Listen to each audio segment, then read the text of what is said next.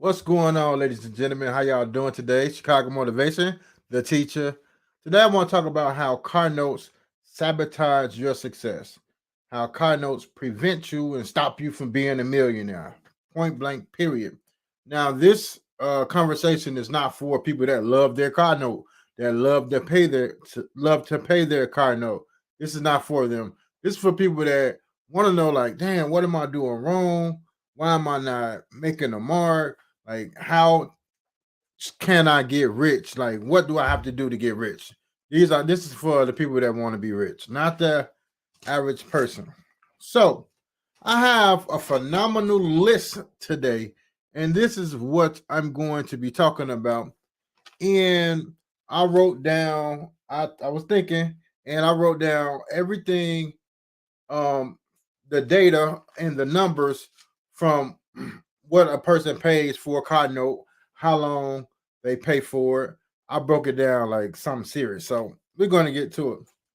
So first thing is, before we start talking about the numbers, and let me just say this. Um, so God gave us dominion over the earth. Like the world and the earth is ours. That's what it says in the Bible in Genesis.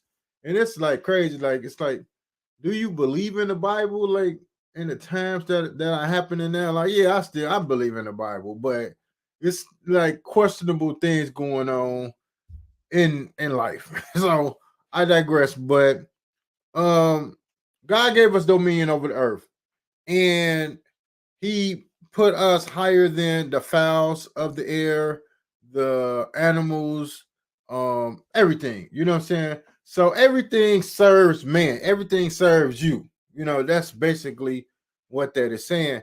But when a person gets a car note, the car note has dominion over the person.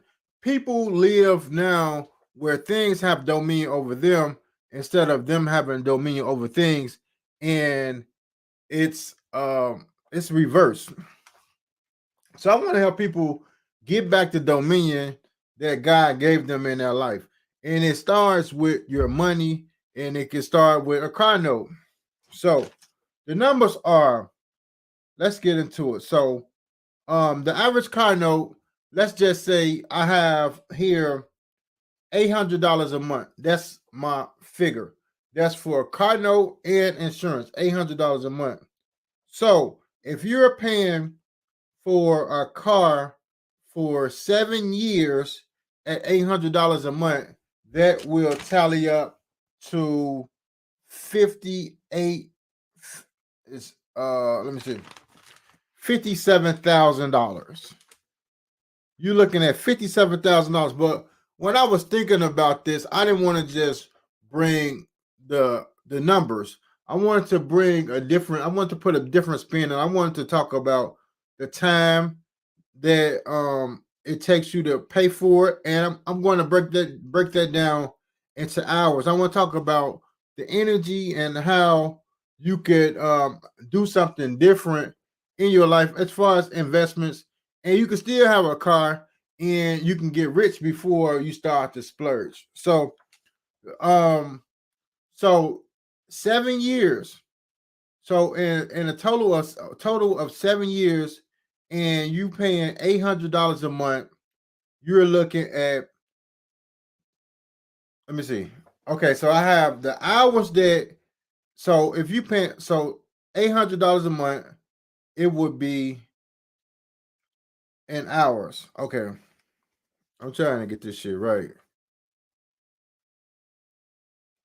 Okay, so $800 a month, it'd be 2,880 hours.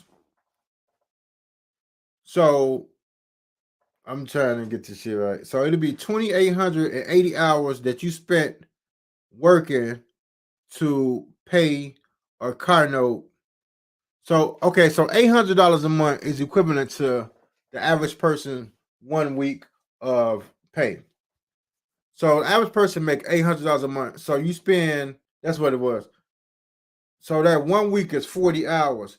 So if this is calculated into hours, how much you will spend in time, hours paying for a car note for 7 years, it'd be 2,880 hours.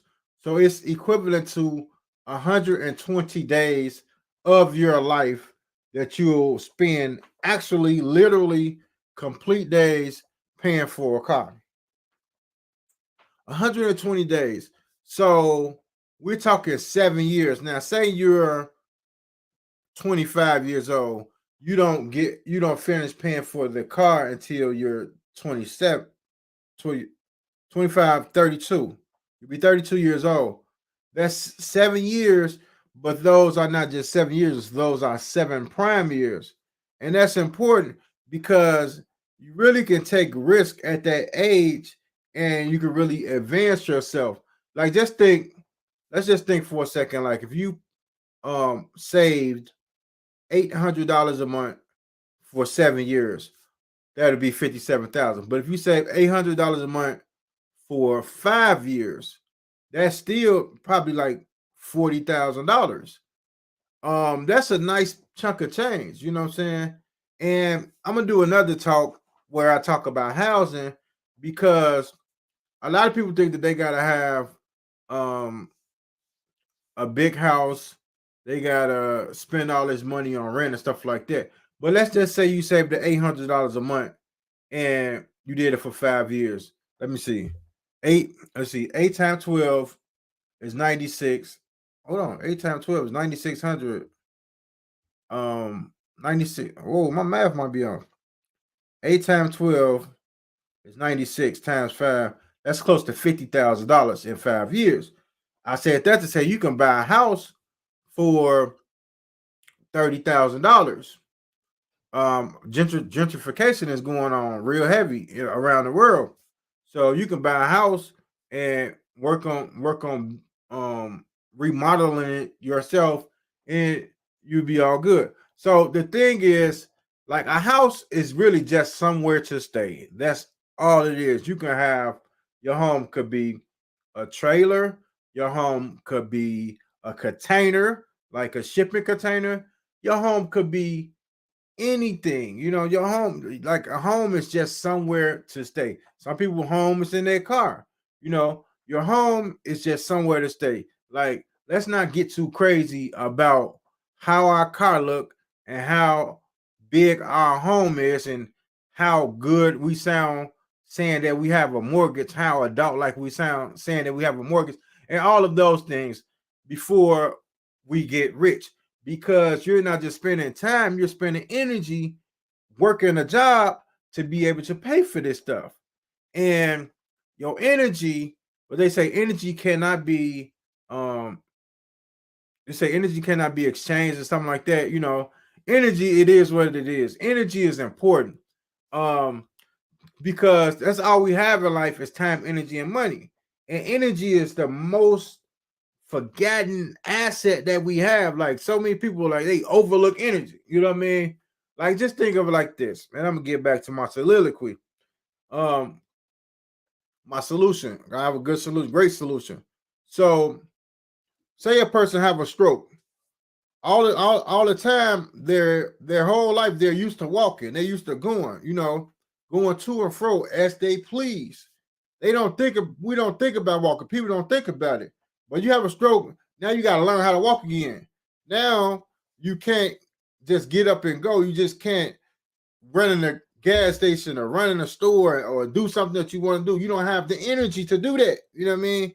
So energy is important. And a lot of times people don't think about it until it's too late or until, whatever. So that's a lot of hours at work, a lot of days, and a lot of money. Those 3 things, that's a lot of everything. You know what I mean? Like, I'm just thinking, like, I've never had a car note. I bought my cars cash. I paid for a car one time. If you could say it was a car note, but it was a very short term. It was 6 months. I was paying like $300 a month. I put like a nice chunk down. It was from somebody I knew, and I was paying $300 a month or $500 a month, whatever it was. I got it over with, but I wanted to get back to living. You know what I mean? Like, that's what I'm saying. Like, this car note thing, even the house payment, this could be like both messages in one. It can really hinder your success because you're spending so much. You have to go to work to be able to pay this debt back.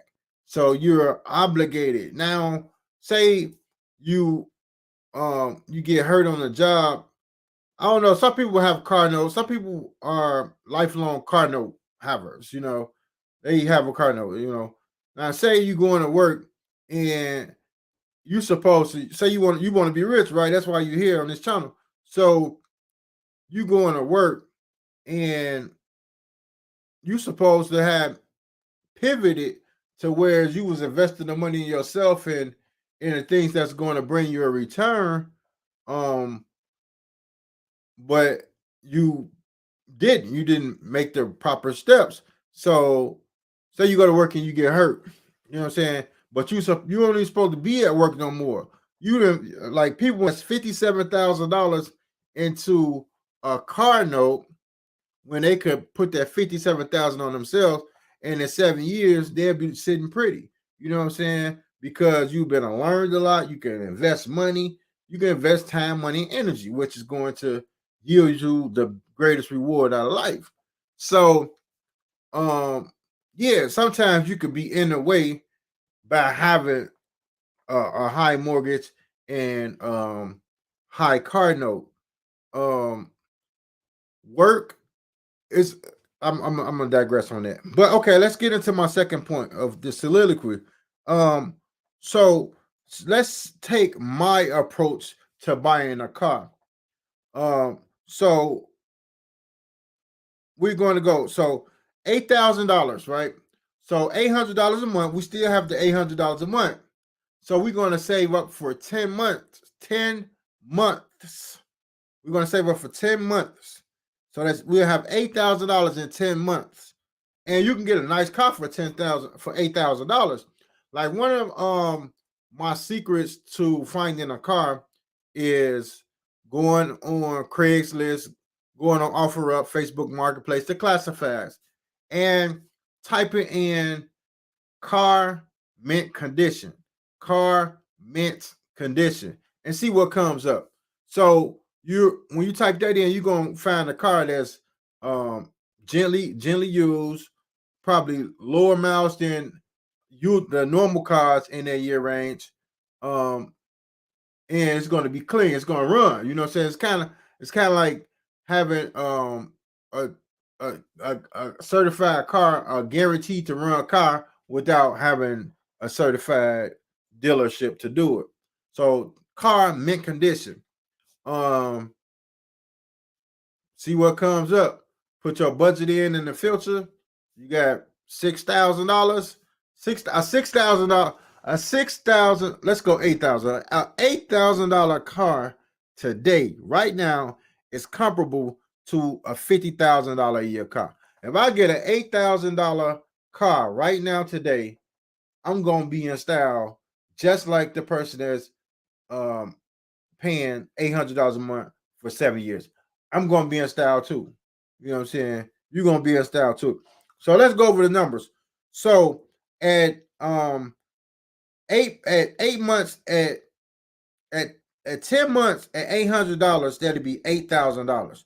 So in terms of days, in terms of hours, you would spend $400 paying for that car. That's the 40 hours a week, 40 hours a week, times 10 months. So we're still doing the same math on both of the scenarios. And this time we have 400 hours instead of 2,800 hours. So you're saving 80% on the hours that you will have to work to pay for this car over that car. Now, the $50,000 car probably is going to have some more bells and whistles. The leather might be better. The sunroof might be better. It might do some more tricks that the $8,000 car won't do. It might have a backup camera, different sensors and stuff like that. It might do more tricks, but let's not get crazy. The purpose is transportation. And the purpose of the car is transportation, but the purpose of our goals is to be a millionaire. You know what I'm saying? So that's what you have to have in the forefront of your mind. And those 400 hours equates to 16.6 days in time that you'll spend in total. This is 16.6 days. Yeah, 400 hours is 16.6 days. So that's like a little bit over 2 weeks versus 120 days. So you got 2 weeks versus 3 months of your life that you have to go to work to say you're making the $800 a week. You know what I mean?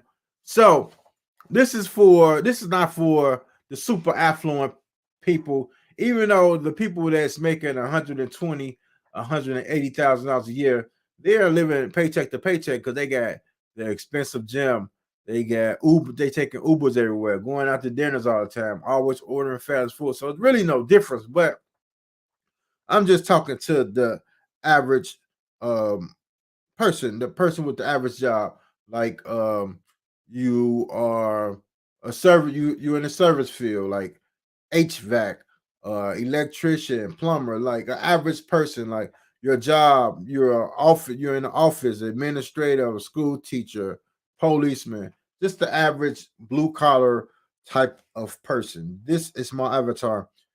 So yeah, that's the difference, man. You have 2,880 hours versus 400 hours, 57,000 versus 8,000, 120 days versus 16 days.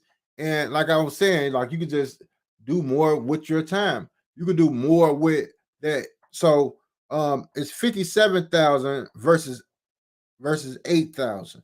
So you're looking at you're paying 49,000 more dollars. And I think that that's the biggest range, that's the biggest difference in a scenario, even though the hours are huge different. But just think about that. You're paying, you can get a good car for $8,000, but you're paying 49,000 more dollars to get a car that has a little bit more bells and whistles. Now, what you can do is you can shit with the money that you save, you making, say you saving $800 a month. If the car got rear backup camera, you can buy that. If the car got, if the newer cars have better GPS system, you can buy that for probably $800, probably $1,000. Like it ain't too much that you can't buy with $1,000. Like you can buy a bed, you can buy a couch, you can buy a car, you can buy a lot of shit with $1,000. Probably the only thing that you can't buy is probably like rent an apartment or a house or something like that.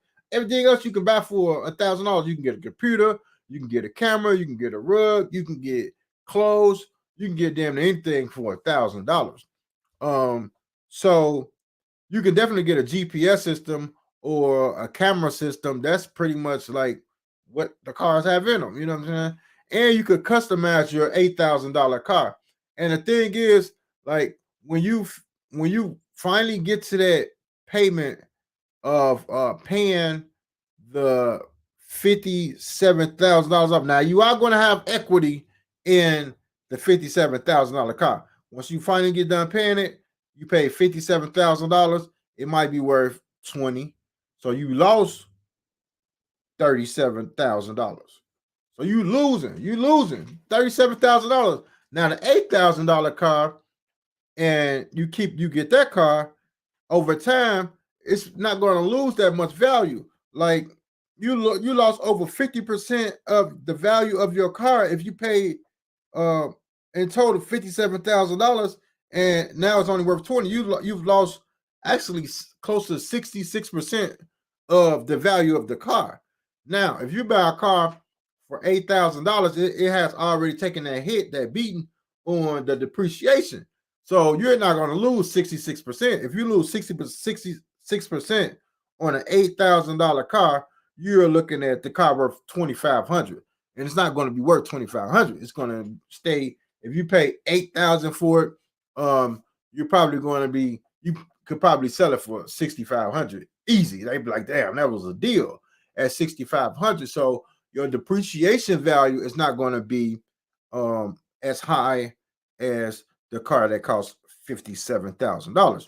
So in essence, you'll be saving time, money, and energy if you go the $8,000 route versus the $57,000 route, and you could chill, you could relax more.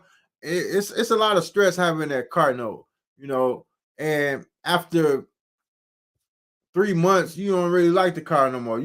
They came out with a new car. You bought the car in October, and in February they bought the new model out. Now you want that car, but you still got between your car note and insurance. Your car note is $800, and they saying some car payments are $1,000, but we're gonna stick to the 800. So $800, man.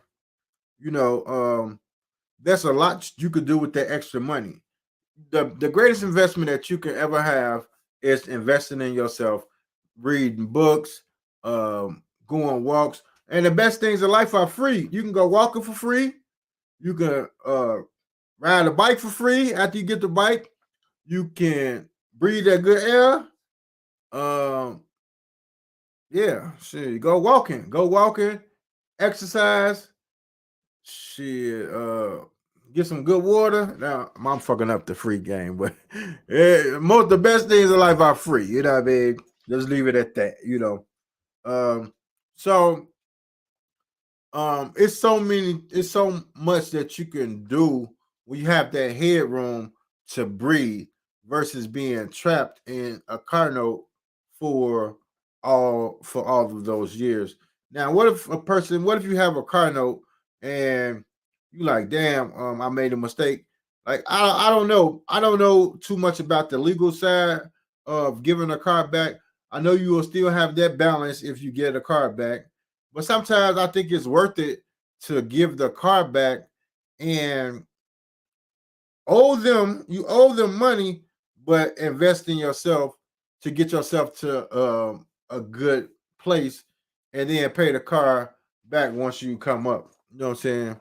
So I think that that's good. But this is only for the people that are serious about becoming a millionaire. This is not for everybody. You know what I'm saying? This is for the people that want it, that really want it. You know what I'm saying? Because if you want it, you have to free that money up. You have to let that money serve you better than a car, because you'll have a car at $8,000 versus 57,000. You'll be straight. You know, you'll be in good shape. So that's my soliloquy for today. The difference in price of a $57,000 car and an $8,000 car, the time spent and the energy, and I broke it down. And you could do this for a car or a house, and you can come out and be in good shape. Please like and share. Please like and subscribe. Tap in with your boy, man. Chicago Motivation, man. Teach y'all know what's going on, man. Peace.